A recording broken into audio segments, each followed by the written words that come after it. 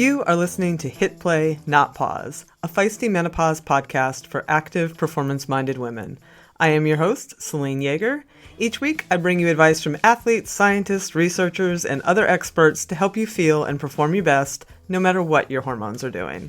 This show is a production of Live Feisty Media. Hello, strong, feisty women. I hope you all are well. So, do I have a thought-provoking show for you today? And I want to say very, very, very clearly up top here that this is not an anti-hormone therapy episode. Because whenever I do a show that isn't completely positive about hormone therapy 100%, I almost inevitably hear from someone who is concerned that I'm dissuading women in some way from getting the help they need. And that is antithetical to what this show is all about. I very much want women to get the help they need, and often, sure, that means hormone therapy. But now that we are in this period of time when you have huge celebrities like Oprah hosting menopause specials in prime time, and the general conversation about hormone therapy right now is presenting it as a revolution in women's lives, which 100% can be true. I'm not saying otherwise. I think it is absolutely imperative that we also bring some nuance into the conversation and talk about potential pitfalls of hormone therapy. And one that I don't think gets enough airtime is mood issues. In our community over the years, we have had incidences where women have posted in our group about needing their spouses to lock up the guns because they were worried about self-harm. And I've had on guests who ended up with suicidal ideation while on hormone therapy. And again, yes, those things can happen without it too, not saying otherwise. But that's kind of the real point here. As women, we know the power of our hormones. Anyone who has experienced PMS knows how hormones can impact your mood and well-being. Postpartum depression is real. I had terrible suicidal ideation early in my pregnancy, in those early months. Lots of us can experience anxiety as the first sign of perimenopause. We know that the pill can lead to a host of unfavorable mood effects. So it makes perfect sense that we aren't all going to react the same way to menopausal hormone therapy, especially at these higher doses that are sometimes being prescribed. We also know that stress, including past trauma, like adverse childhood experiences, can impact the severity of our menopause symptoms. So, what happens when you add hormones to this whole mix here? That's a question worth examining.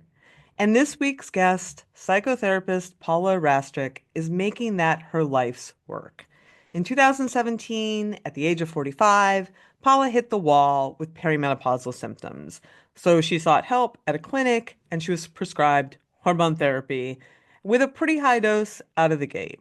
And when she didn't feel better, actually she felt worse, they doubled the dose, which led to a lot of turmoil. She had severe depression, suicidal thoughts, her marriage was unraveling, she had a cancer scare, stuff was bad. And she found her way out of it. We talk all about it on the show, but it put her on a path that she's on today. As a trauma survivor with neurodivergence, Paula has become keenly interested in diving into this intersection of hormones and trauma and our nervous system, especially looking at how some of our brains are particularly hormonally sensitive. She has also become schooled in using a multidisciplinary approach with women she works with that includes cognitive behavioral therapy, EMDR, and other therapies. As such, Paula is the founder of the Brain Body Method, which is an integrated trauma-informed approach to menopause and midlife health. I should say midlife mental health, particularly for highly sensitive persons. And she's written a book that is currently available electronically, and I'll put links to all of that in the show notes. She is not a medical doctor or a medical researcher. I want to say that clearly up front, but I do really appreciate her curiosity and the research that she has pulled together and the work that she's putting into this area because it's an important conversation. And I like people who are curious and dive into bodies of research. So I hope you enjoyed this one as much as I did. And I do want to say one more thing about that. I want to note that there is a place in this conversation where I'm talking about how it's tricky sometimes to dial in hormone therapy during perimenopause because you're layering hormones on top of hormones, the hormones you're taking exogenously with the ones you're making endogenously. And some people struggle with that. And in the episode, when I listened back, I heard myself say, some women do well, but a lot don't. That's not what I meant to convey because I'm making it sound like most women don't do well. The point I'm just trying to make there is that simply while that works for some women without glitches, it does not work for all. All right. Before we get to it, give us a follow at Feisty Menopause on Instagram and Facebook. Come on in to our private Hit Play Not Pause Facebook group and get into those show notes and sign up for my free weekly Feisty 40 Plus newsletter. Quick thanks to Previnex for the long-time support of this show. I continue to get amazing feedback from all of you about the products that you're enjoying. And the latest was a woman who said that she was taking Muscle Health Plus and she has found that it helps minimize her soreness so she can train harder. And she's also using Joint Health Plus, which has eliminated her joint and muscle pain. And after more than 10 years of not doing a sprint triathlon. She has signed up for one in 2025, and she is also registered for a 10K, even though it's been 10 years since she's ran one of those. And that's what this is all about. So thanks, Previnex, for your support. Enough of me. Let's have a few words about our awesome sponsors and get on with the show. All right, Paula, welcome to the air. I say welcome to the air because you and I have talked several times. We've emailed a bunch of times. This is such a complex story, and I'm very grateful that you are out there presenting your work and your story because I think this idea of hormonal sensitivity, which came up in the Panorama, the documentary that I talked about in my intro, as well as your book that you have, Sensitive Women, that you are Yeah, working on. yeah, So, take us to the crux of sort of how you got here, like how you discovered this in yourself. Was it hitting perimenopause yourself? yeah. So basically, I crashed into perimenopause probably about age 45, just turned, no idea, 2017. So menopause was not on the radar really.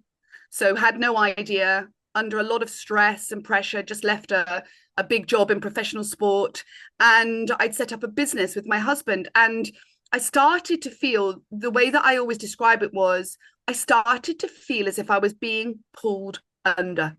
And that's the only way. So for Mm. somebody who's always been quite a highly stressed, I would say quite a high functioning sort of stressed person, if that makes sense, I Hmm. was suddenly finding myself where I could not get back up as quick and I was not as resilient and I was running this business. And my friend said to me, have you thought you might be perimenopausal? And to be honest with you, I just thought, oh, I don't care. I just need something. I need to keep going because that's my mantra. Well, it always was, keep going, keep pushing, get back up, keep going. And so that was the first sort of introduction to then going to see a private menopause specialist and being diagnosed in 2017 as perimenopausal and then being given HRT, which I think you call it hormone therapy, but it's still called HRT here. MHT, there's all different names It's like, floating I around. know I address that in my book, but we all know what we're talking about. So that was when I was given a prescription, and it was a case of, look, you need your hormones back, and this is going to make you feel better. And to be honest with you, I just thought, stick it on. Yeah. So was it a That's it. patch? Yeah, so it was basically a patch. It was an estrogen patch. Started with it's called Everall, and it was started at 100 mcg, which in the UK is the highest starting dose of licensed. That's what Yeah. it's called. It's licensed. Okay, so I started on 100 mcg, and then I was given a cyclical progesterone, which was to be taken every 14 days. As a pill? And Utagestan, I think you might know that one. I don't know. Yep. Yep. And I was taking that. I was to take that every 14 days, and that's how it started. So that was my first kind of foray into the world of perimenopause and HRT. Did it work? Were you able to like get back up again, so to speak, with your So stress? yeah, it's a very long, complex story, which is why I've written the book. The only way to describe it is things started to get worse, not better. Mm. Um, so as things started to get worse, imagine it's in a massive, huge ball of complex stress because my marriage is starting to struggle. We've got a new business. We lost our house. There's like all this other Wow. stuff going on, right? So there's multiple psychosocial stressors, immense ones. And I started the HRT and I started to deteriorate. So instead of feeling better, I Mm. started to feel worse. And I'll tell you why. I started to feel more anxious. I started to feel more stressed. I started to feel more hyper aroused. I started to not sleep. Now, bearing in mind, these were the symptoms that I went for in the first place, right? So I never once thought it was HRT because I just wouldn't have made those connections in 2017, right? I just assumed it was the stress and things would get better. So things did not get better, they got worse. So I went back. So I'd been on this for 3 months and I went back and I said, I'm not feeling better. And at that point, my prescription was doubled. So I went from 100 mcg Everil patch to 200. So there was no titration. It was straight up to 200. My progesterone stayed the same. And then there was testosterone added in, which makes it very interesting because I'm now sent away with major ratios of excitatory hormones because we know that testosterone, we don't know how much of that converts to estrogen.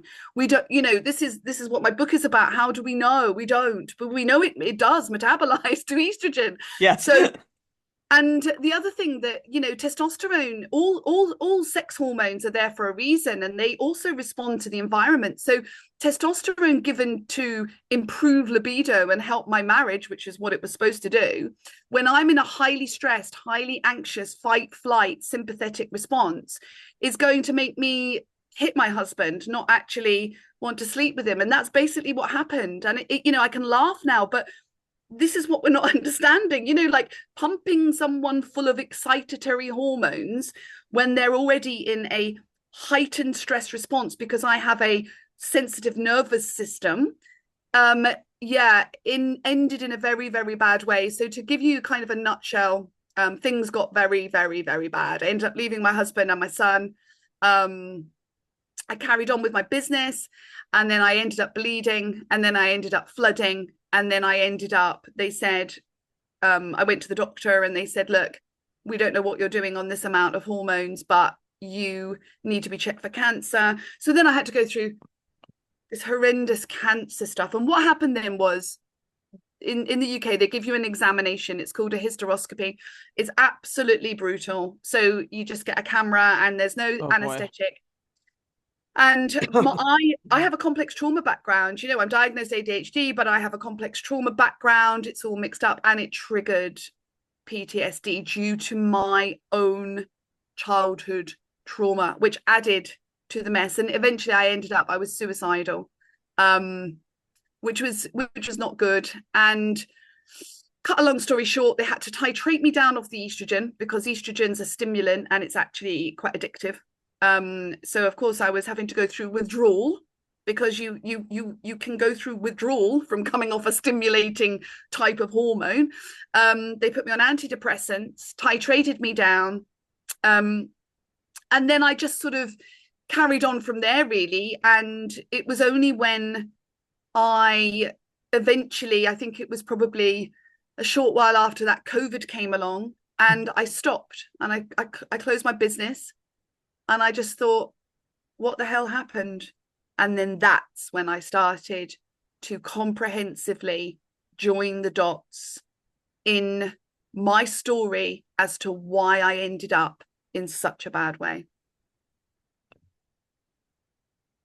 Two broad questions before we go further into this. Are you on any hormones or anything now? Did you ever go back? Are you So I stayed on hormones. So I stayed successfully on hormones for a few years, although I will tell you that the lower ratio, doses?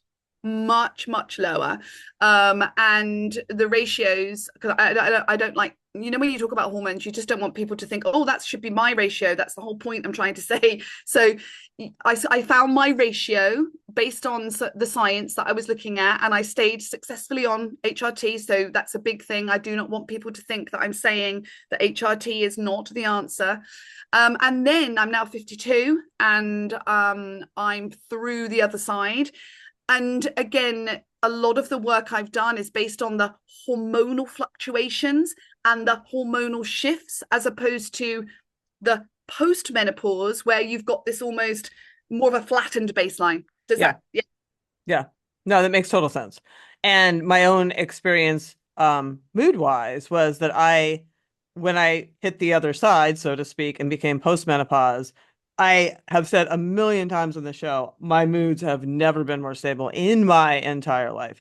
And when I was getting hot flashes and all that, I was a little nervous to add any hormone, like, because I'm like, I've never felt this good. I have never felt this stable. I don't want to rock this boat at all. And I'm just on super low doses, and I have not felt any boat rocking at all. The hot flashes are gone, but the boat is still solid. So I'm happy there. But my other question to you was, did you know that you were sensitive to hormones before you started this whole No, rocky no, journey? No. I didn't know anything. I was just somebody who in 2017, before menopause was mainstream, was looking for an answer in order for me to just keep going and pushing through, which is my kind of psyche. That has been my psyche my whole life, based on my own childhood trauma and my own background, and the fact that, it's always been my way of living in this kind of, what I would say is more of a high functioning and anxious type of state. And the way I've coped with that, if I'm being honest, probably right up until I had my son when I was about 31, is through doing things like, drinking Yeah. and substance abuse and drugs. And I've kind of done it all, binge eating and all Mm. of this stuff. And that's really when I started to think. I knew after this happened to me and I ended up suicidal. And I mean, I'm talking about, I've hit rock bottom a few times in my life. This was where I felt I had no more answers. Like, I've always managed to get back up and go, right.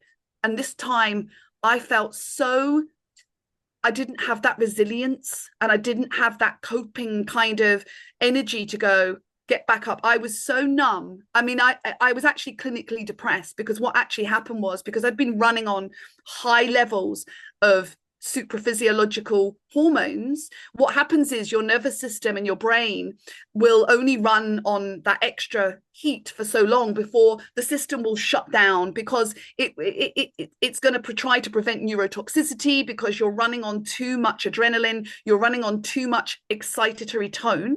And that's where you'll end up then having this kind of like shutdown state, where you've got to preserve energy, which we know as being kind of like your more depressed states, your flat states. You can't keep going. And I think perimenopause, I've always had those cycles of kind of burn, burn, burn, burn out, burn, burn, burn, burn out, right?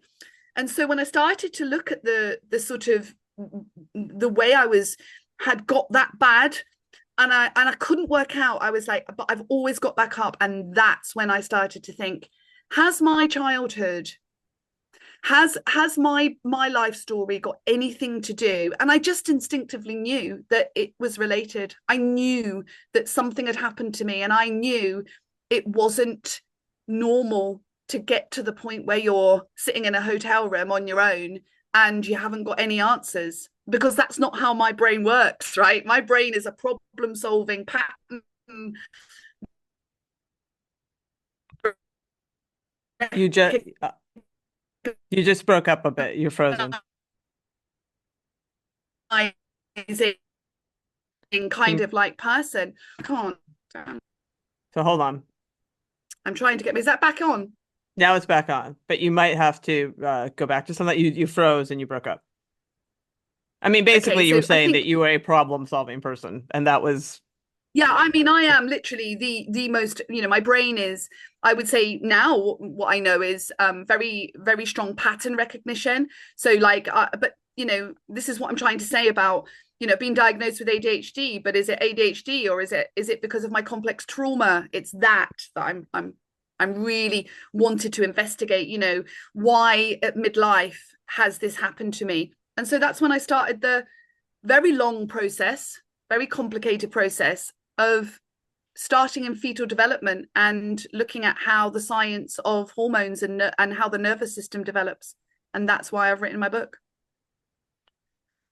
So let's dig in a little on that to sort of help people because this comes up with some amount of frequency, and especially when we're talking about perimenopause. I had on Susan Davis, and she Yeah. was talking about how that yes, because in perimenopause specifically, the hormones you're still producing, and sometimes they're Yeah. relatively high, sometimes relatively low, and when you layer a hormone on top of that, some women don't feel better, they feel worse, right? Because of that, because all of a sudden you just have like much higher levels or it's not evening out the chaos, so to speak. It's kind of causing more chaos. Some women do okay, but a lot don't. And it's good to recognize that so people don't end up like yourself and just be like not recognizing that it's the hormones that are having this impact. So Yeah, I think it's really important to say that because I tell you now, I've spoken to so many women, right, who think or believe that they failed hormones in some yeah, way. I have And they heard are that. being gaslighted by medical professionals and saying,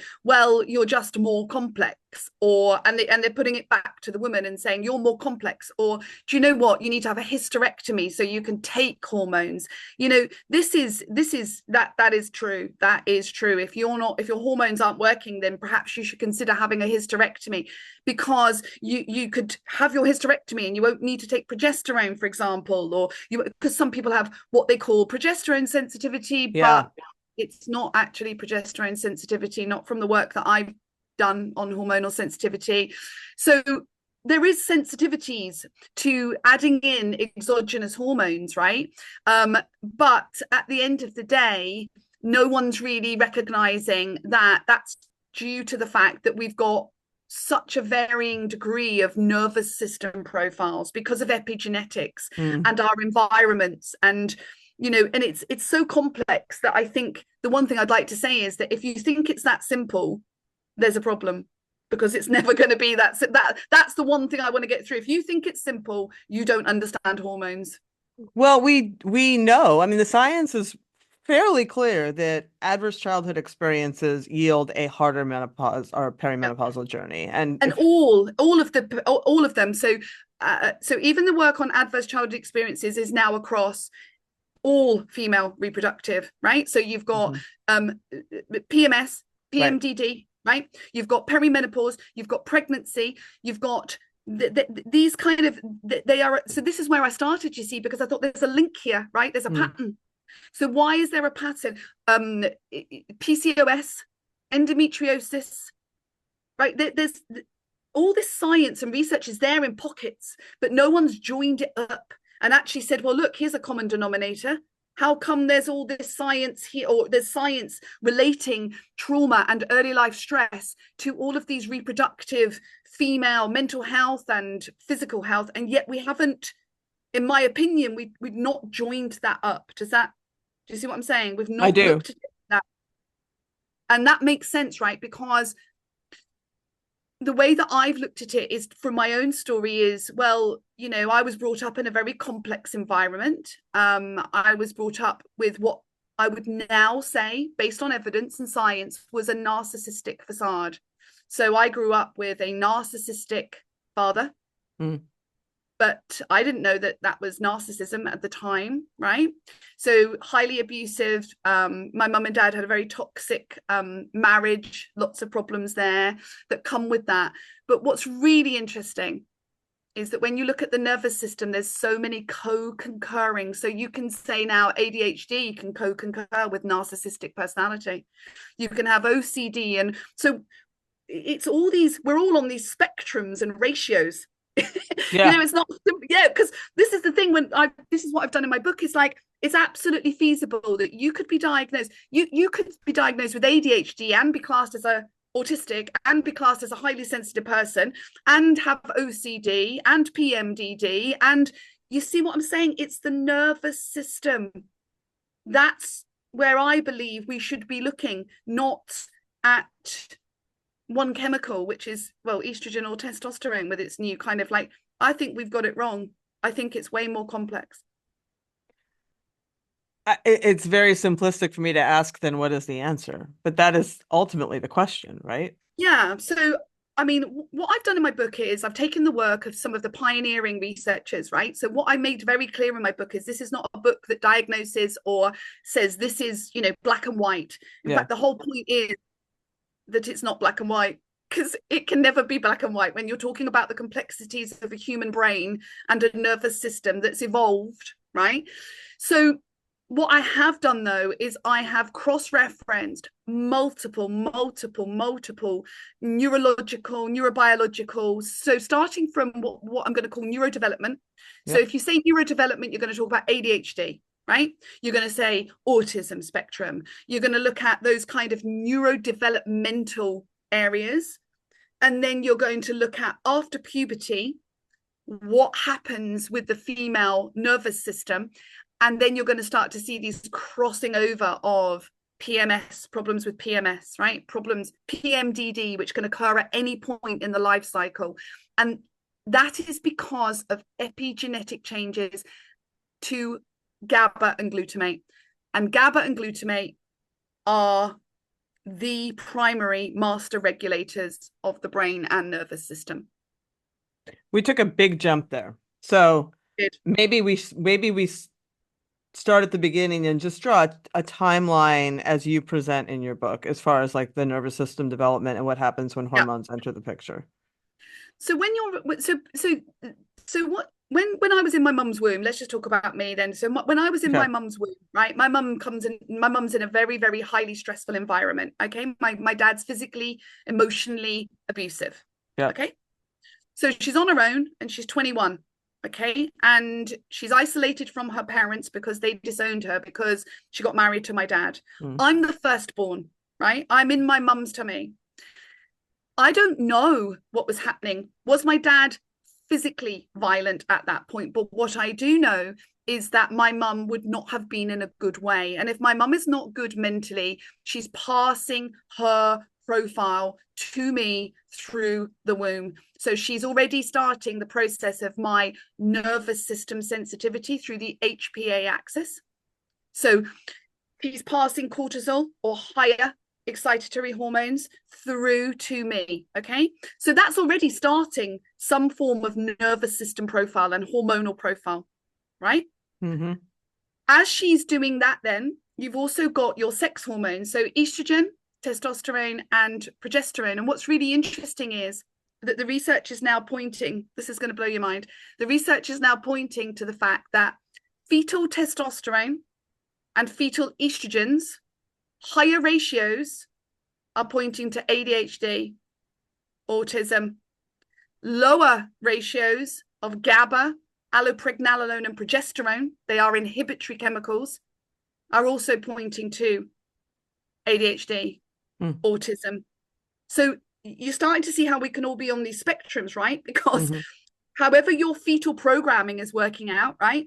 So I then come out into the world and I have a difficult birth. So I have a forceps delivery, which is a traumatic birth, which they don't have anymore for the reasons, because it's very traumatic, right?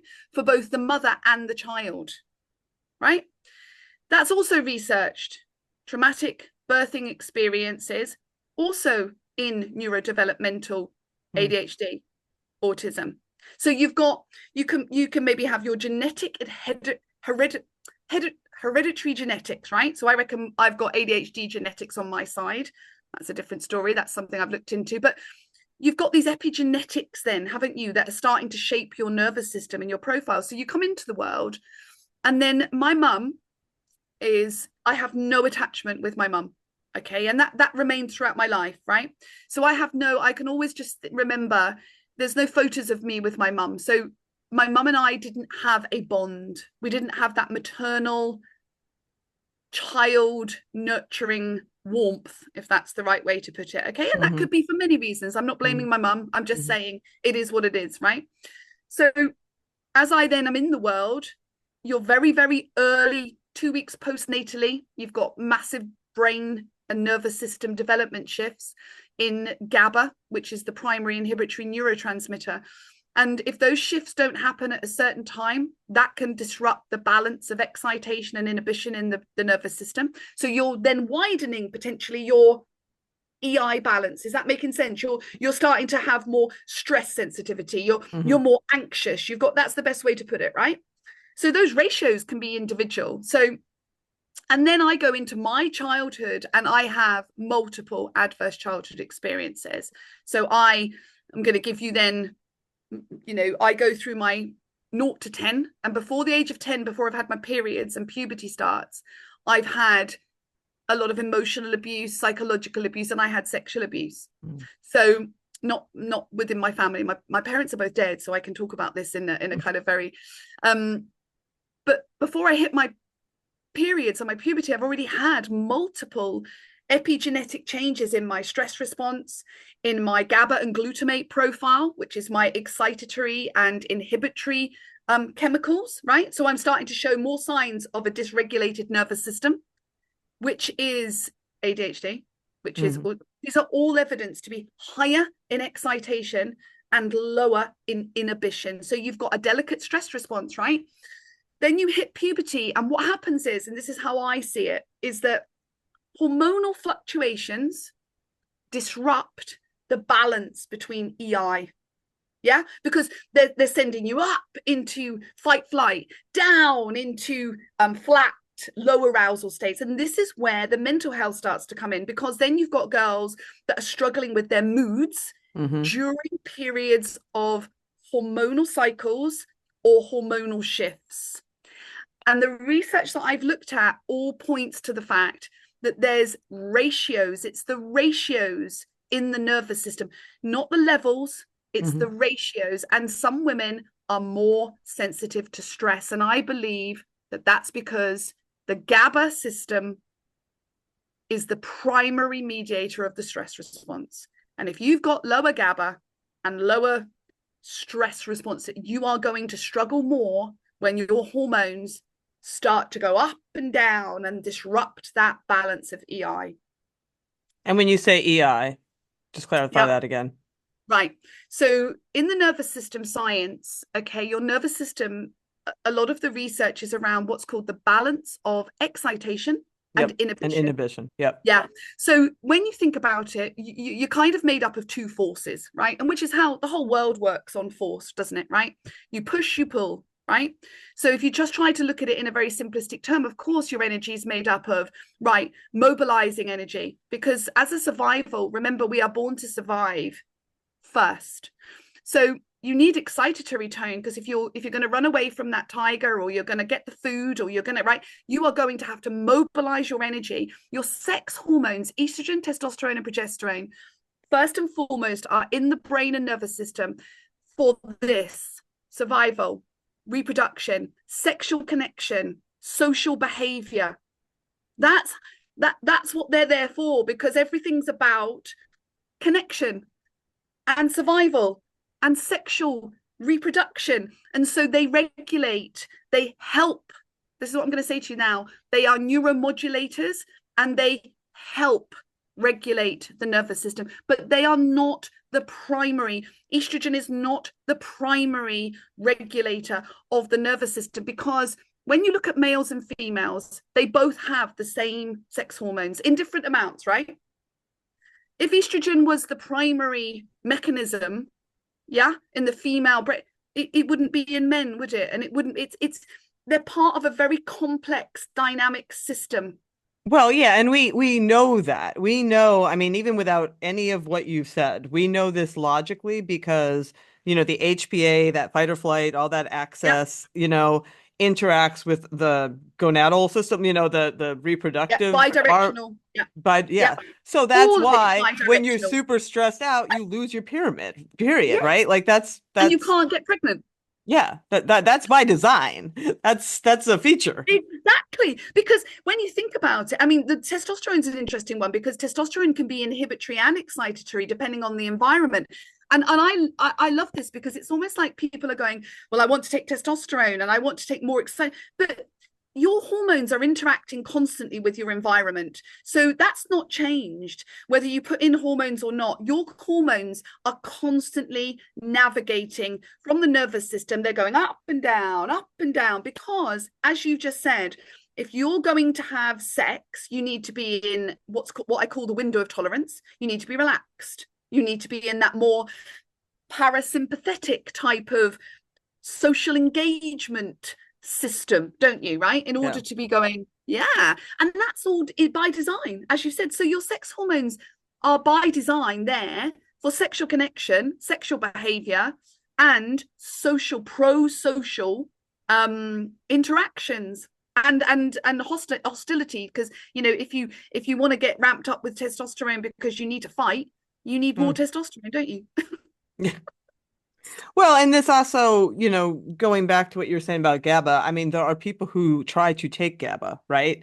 To sort of Yes. like bring the system down. And research has also shown pretty clearly that hormonal levels do not correlate with symptomology. Like it doesn't, people often try to like hit a level or they want to, and it doesn't, there's no direct connection. Like when you have this much, it equals this kind of feeling. Like that just isn't in It's the so research. and obviously it's a bit of a moving target, isn't it, really? If you think Hmm. about it, it's just a constant moving target. Because when I've looked at, so my work is really about how women that have a complex trauma background, because Yep.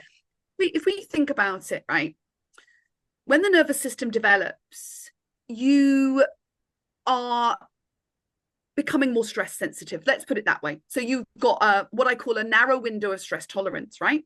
So anyone that's got a more narrow window of stress tolerance is going to struggle more with hormonal fluctuations because of the balance of Hmm. excitation and inhibition, right? Hmm. But one of the things that I looked at, the reason I decided to look at GABA was because of the way the brain starts, the way the nervous system starts to develop. And I won't go into the complexities because it's in my book, but what we've got to look at is what epigenetic changes can happen in your lifetime that can widen the gap between excitation and inhibition. Mm. Because that's what you're really looking at. By the time you get to midlife, what's that ratio looking like? Hmm. It's higher, right? So there's multiple things, but going backwards, childhood experiences. So adverse childhood experiences, because the brain is highly sensitive during that period, right up to about 25, right? Any kind of psychosocial stress, any kind of, and I don't even want to say trauma because it's not based on what people think is trauma, it's stress. Right. Anything that you experience that you've had that has shocked the system or perhaps pushed your system more into sympathetic tone and it's starting to get stuck there. It's starting to, that is ADHD. ADHD is a higher stress sensitivity. They're all higher in stress sensitivity. And I think that's where we're sort of not understanding that the nervous system, in my opinion, the brain and nervous system, it's the nervous system we need to be looking at more to understand, because I've looked at what happens in the middle and the end. So you start off with your brain in the early years, and then you go through your midlife, and then you end up where? Neurodegeneration. And the biggest, this is not scaremongering, the biggest researched mechanism for dementia, Alzheimer's, any form of is stress. It's Yeah. PTSD and stress. It's higher inflammation, and that's what I'm Yeah. saying about too much excitation in the nervous system, right? So if you are already higher in excitation in the nervous system like me, and you arrive at perimenopause, and let's just go into perimenopause, because the first hormone that really drops is progesterone. So it's not estrogen spiking up and down, it's kind of, so you're losing more inhibitory Hmm. control, right? Hmm. Hmm. So it doesn't make sense then for someone like me to arrive at perimenopause with a big wide gap of higher excitation, lower inhibition, and then to be pumped full of more excitatory hormones, which then ends me up in a very bad way. Right.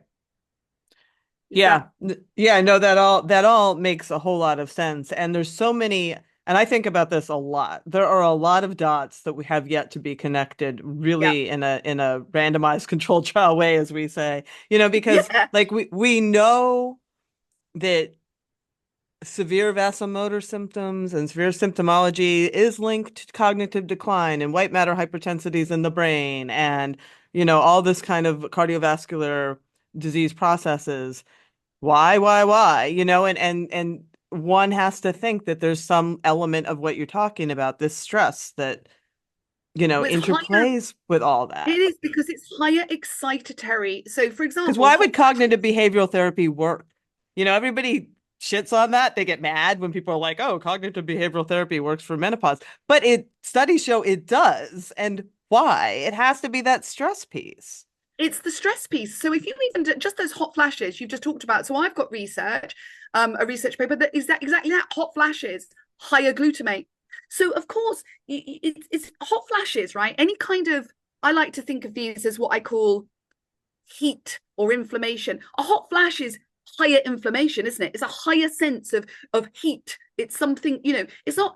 And this is what I'm saying about all these symptoms. So when you take any perimenopause symptom and you break it down, which is what I've done in my book, you start to categorize them into, this is a symptom of higher excitation, higher Hmm. Hmm. inflammation. Is that the Hmm. easiest way to put it? Like, so higher inflammation, oxidative stress, or you're talking about allostatic load. Well, Hmm. as we are aging, if that gap between excitation and inhibition is getting bigger and wider, right? Then you're ending up at the other end of neurodegenerative with higher ratios of higher excited adrenaline, cortisol. These are, and that is research. That is what is telling us that neurodegeneration is coming from is higher inflammation. And higher inflammation is your higher excitatory survival type of mechanisms, if that's the way to put it. Yeah, and they do entire sessions on how Black women have a higher allostatic load, longer perimenopause, worse perimenopause symptoms, the weathering of everyday racism. Like all of that just links right back to To it. to your Yeah, environment. So yeah.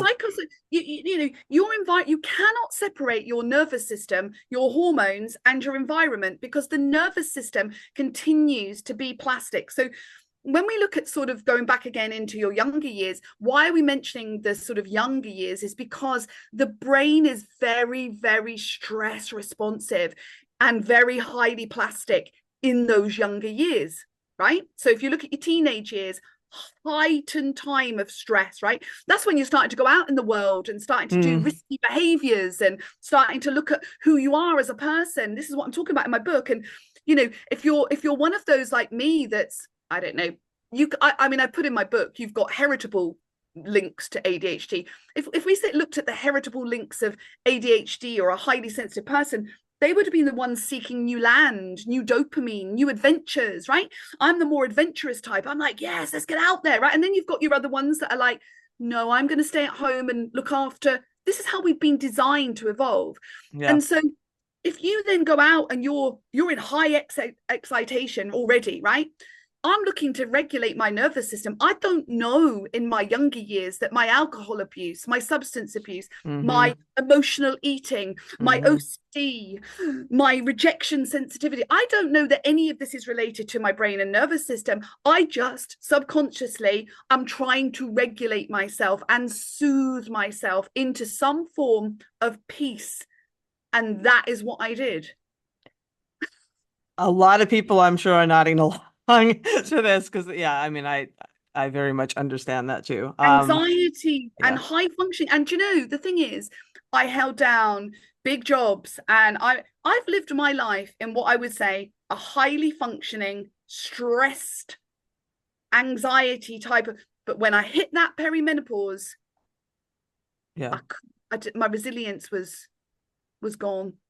And I think perimenopause is like that final destination in the sense of like where everything collides. You can get away with it more when you're younger, if that makes sense, because you're kind of like, but it's that perimenopause, and it's almost like you get stripped back, and there's almost this kind of layering thing that goes on where you get stripped back to kind of like, I don't know if I want to say kind of it's spiritual, but for me it felt like some form of, I need to know who I am. And that's why I've done all the work.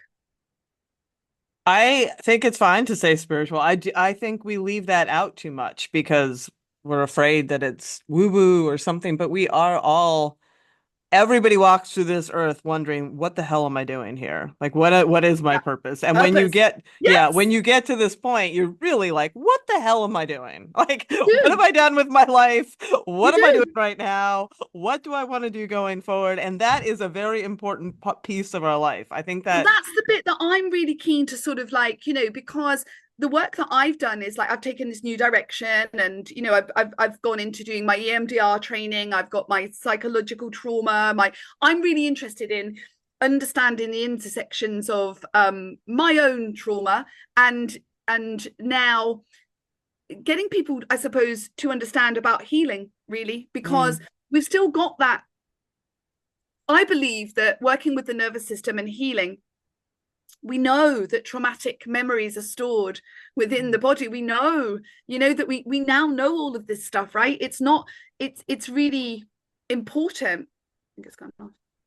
So I think dealing with your, not necessarily dealing with your trauma, because I know that can be a big ask, but actually understanding your nervous system and doing the work to bring down that inflammation, because ultimately it's inflammation that's the problem, an what, allostatic load. what do you do for it now? So for me, I've developed my own this is my own business now that I'm doing. So I've looked into the whole vagal tone. So I've looked into looking at HRV. So Yep.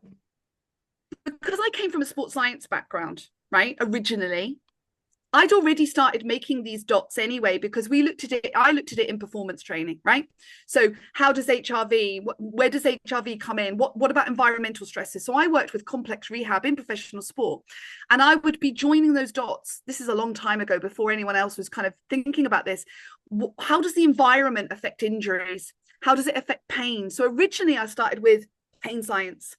And that's why I've done what I've done, because I was like, wow, we've got all this research in pain science. We know that you can't separate the brain and the body and the That's a whole other psychosocial. show. Yeah. That's when I started thinking, so why are we over in menopause thinking that we're living in an island and it's all just down to our hormones, when we know that that cannot be the case? And so I've been looking at HRV, I've been looking at vagal tone, I've been looking at one of the science-based things that I'm looking at is a kind of sound therapy, and I combine sound therapy and I combine that with EMDR. So Mm. EMDR, which is obviously processing traumatic memories. And I like EMDR because that's what I found was good for me, because you don't have to actually go through the trauma and talk about it. You just work with the traumatic memories. But I do, talk, because I think you said it before, CBT absolutely got its place. Of course it does. And I see people going, yeah, but it doesn't top your hormones up. You're not understanding. It's not about topping the hormones up. It's about understanding it's all connected. And you cannot separate all of this stuff. That's why I'm just so passionate that we start to understand that you cannot separate from your brain and your body and your psyche and your spirit. It's just not possible. Yeah, I agree. I think this is all fascinating work, and I invite women to do a little reflection on all of this in their own life, because it's all of the things that you've talked about are very, very common, from binge eating to substance abuses to anxiety disorders to Depression. depression. Yeah, And if you've had a baby, I know, yeah, I had all kinds of suicidal ideation the first trimester of my yeah, pregnancy. And nobody yeah. wants to hear that. Nobody wants to be like, But I I think we feel need like to say driving it. my car off the road. But you Yeah, don't want to hear that. Like, but the moment my daughter was born, it was like rainbow. I was like riding on a unicorn under rainbows. I mean, it was like when Dorothy opens the door in The Wizard of Oz and it's Technicolor. That's how, and it made me profoundly glad that I didn't go the other way around, like well, many I women. did. I went into postnatal depression and anxiety, but just going back into that, I had tremendous. My son was in my tummy, so now we're talking about me being pregnant, and my grandparents. committed suicide. Oh, And yeah, no, I've had quite a colourful life. But so then my little boy had a traumatic birthing experience as well. So of course now I understand, right? And one of my biggest things, we should look after pregnant women much more. We should understand that, let's get it at the beginning, right? But the brain is so plastic in the beginning that you can put interventions in to actually soothe, buffer these experiences. And I think we should be starting at the beginning, not in the middle. mm. Wow. I don't know how to land this plane. I feel like I'm just on a rocket ship. There's Like I so many. usually I know how to know. land the plane. I'm like, I don't know. We're over the ocean somewhere, and I don't know where to It's just, take it. I think the best way to say is this, right? And this is what I say to people is, everyone's got a story, right? Mm, So your life story, you mm, as a person, your story is epigenetically imprinted into your nervous system. mm, You can't separate your nervous system from your hormonal profile, right? And it's starting to understand more that we are our environmental stresses. You've already said it. Why do Black women have a different? It's not due to estrogen deficiency or hormonal deficiency. It's due to our environments and our social connections. And it's because we are wired to survive. We are wired to have social connection, and we are wired to survive. And ultimately, if we start to really understand that our health really relies on social connection, social energy, spending time with people that light up your brain and not ones that drain you, then you get your purpose, then you get your tribe, and then your brain starts lighting up. I mean, okay, I'm going a bit crazy, but dementia and come on. No, you're not. I've had on neuroscientists that talk about that. Like Dr. Sarah McKay is like, having connection and community is way more Social important than connection, any yeah. hormones I can give you. I'm glad she said that. I follow her as well. But that is how we're wired, though, isn't it? If we actually strip it all back and look at what is the brain and nervous system, it's wired for the same things. Both males and females, I'm not going to go into gender, just males and females are Mm, both wired for the same thing, which is social connection, sexual reproduction, survival. yeah. And that's kind of how it works. Woo! We've got a line now. Yeah, I think that is a good place to gently bring the plane down, just like this understanding of this very important piece that not enough people are talking about. I think our early years, when we've got that high stress sensitivity, when the brain is highly plastic, that if we were to start actually understanding that there's links to early life stress and adverse childhood experiences across the board in all areas of health, in all areas of health, isn't Mhm. it? That's what we're now starting to understand is that is inflammation, that is allostatic load, that is a heightened stress response. And if we can start to understand that, then that to me is far more powerful than relying just on the kind of hormone HRT narrative. Yeah. Yeah.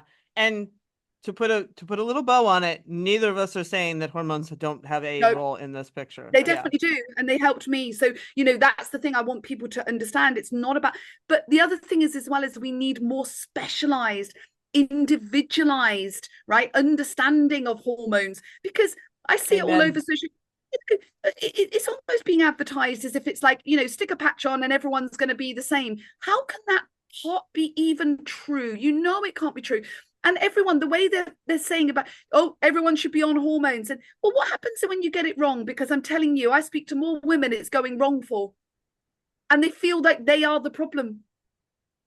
It's Yeah. way too much complex. We need specialized, individualized Personalized medicine is definitely precision. precision Personalized medicine. medicine is where Yeah, it can't go fast enough, in my opinion. with an understanding of the brain and the fact that the nervous system, and the fact that this is an environment, and also cross referrals, like you've just said. If you think that person might benefit from CBT, or that person might benefit from working with me, to work on processing trauma unresolved, that's what should be happening. We should be cross referencing, and we should be saying, look, I think this might help you. This might help you. We need a kind of multidisciplinary approach to not just menopause. We need it through women's health, because women's health, as you know, right, is so poorly understood and poorly researched. Well, I appreciate your contribution to it, and I appreciate you being willing to be open and share your story and your discovery process. Thank you for having me, and I'm hoping that, yeah, that it will make a difference. And I think if we all, I just think we need to keep the conversation as wide as possible. It's going very narrow, and I think the more narrow it goes, I don't think that's going to take us forwards. I really don't. I think we need to keep going wide. We keep asking questions. We keep staying curious. No one's got all the answers, but the more questions and curiosity we have, we learn from each other. Well, that's our show. Come on back next week when I sit down with Dr. Lauren Puretz, an elite ultra runner and gynecologist dedicated to helping women, especially in the transitions of their life, like menopause. So come on back for that one. And until then, as always, stay feisty.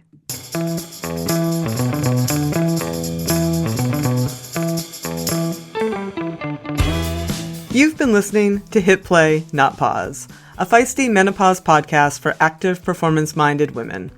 I'm your host, Celine Yeager. The show is edited and produced by the strong, talented, and amazing women at Live Feisty Media. Follow us on social media at Feisty Menopause, and please help us spread the word. Screenshot and share this episode on your social media channels with the tag @FeistyMenopause. Share the show with your friends, and please subscribe, like, review, and rate this show wherever you get your podcasts. Word of mouth and good reviews make it easier for other listeners to find. Thanks for listening, and as always, stay feisty.